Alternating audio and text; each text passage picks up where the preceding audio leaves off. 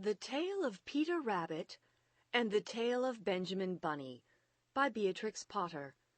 Presented by ListenToGenius.com.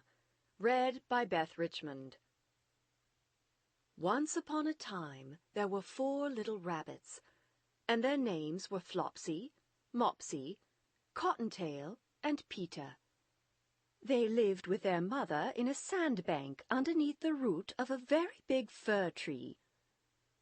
"Now, my dears," said old Mrs. Rabbit one morning, "you may go into the fields or down the lane, but don't go into Mr. McGregor's garden. Your father had an accident there. He was put in a pie by Mrs. McGregor.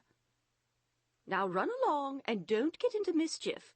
I am going out." Then old Mrs. Rabbit took a basket and her umbrella to the baker's. She bought a loaf of brown bread and 5 currant buns. Flopsy, Mopsy, and Cottontail, who were good little bunnies, went down the lane to gather blackberries. But Peter, who was very naughty, ran straight away to Mr. McGregor's garden and squeezed under the gate.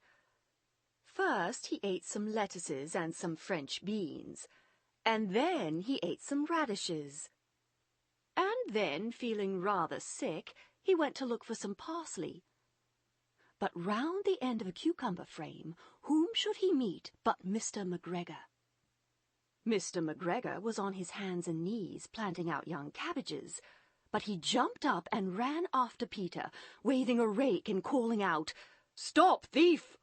Peter was most dreadfully frightened.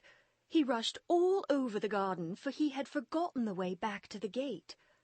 He lost one of his shoes among the cabbages, and the other shoe amongst the potatoes.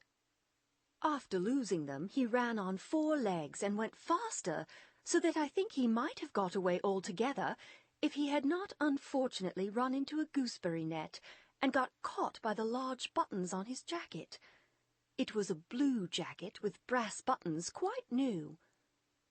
Peter gave himself up for lost and shed big tears.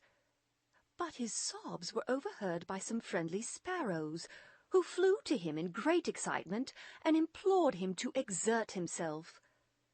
Mr. McGregor came up with a sieve, which he intended to pop upon the top of Peter. But Peter wriggled out just in time, leaving his jacket behind him, and rushed into the tool shed and jumped into a can. It would have been a beautiful thing to hide in, if it had not had so much water in it. Mr. McGregor was quite sure that Peter was somewhere in the tool shed, perhaps hidden underneath a flower pot. He began to turn them over carefully, looking under each. Presently, Peter sneezed. "Kerchoo!" Mr. McGregor was after him in no time, and tried to put his foot upon Peter, who jumped out of a window, upsetting 3 plants. The window was too small for Mr. McGregor, and he was tired of running after Peter. He went back to his work. Peter sat down to rest. He was out of breath and trembling with fright, and he had not the least idea which way to go. Also, he was very damp with sitting in that can. After a time he began to wander about, going lippity-lippity, not very fast, and looking all around.